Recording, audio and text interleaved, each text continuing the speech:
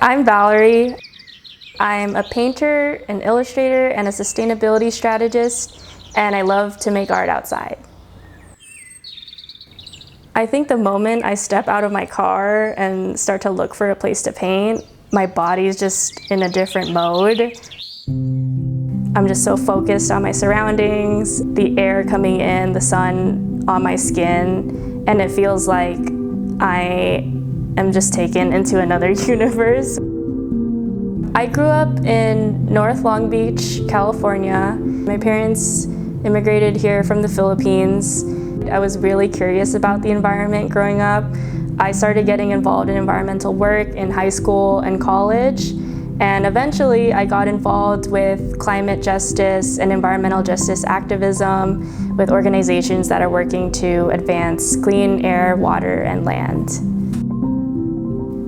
When the pandemic hit, I was staying inside a lot and felt like I was very isolated. I started to go on walks in our neighborhood and noticing the beauty of our neighborhood more. The more I went outside, the more I wanted to capture those little moments that I was seeing and noticing. I got into plein air painting, and plein air is French for in the outdoors. I use gouache. It's kind of an in-between watercolor and acrylic, and it dries super quickly. It's very portable, it's very easy to use. I have to spray it with water to keep it wet, so it's kind of like a very active process. I love kind of that tangibility. I started this practice and I've filled so many sketchbooks, a whole bookshelf of them.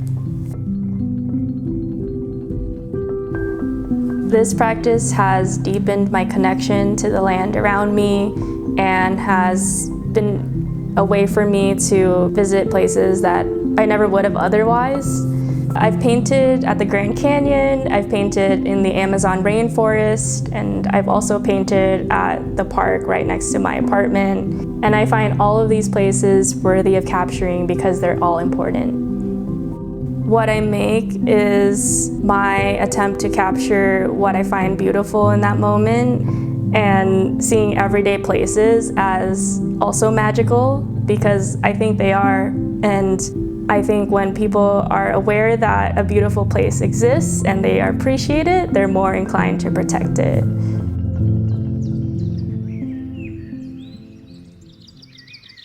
The practice of painting in nature has challenged me to grow in many ways, to get outside, sometimes alone.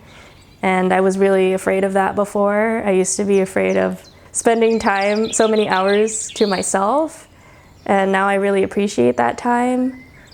There's a lot of barriers to outdoor access for people of color, and it can be very intimidating to go outside or on a hike or somewhere that it feels unfamiliar. Whether that's needing the gear that it takes to get there, or just not knowing geographically where is a good place, like a safe place to visit. The more I started to challenge myself to get outside and overcome those fears and grow my practice, the more comfortable I felt with being outside alone. Painting has been a pathway for me to reclaim these spaces and feel like I belong in them, when at first I felt intimidated by them. I thought that being in nature meant going on a hike or swimming in the beach or doing something active or productive. But when I started to paint, I realized it's the complete opposite of that, where I'm sitting still in one place for a few hours.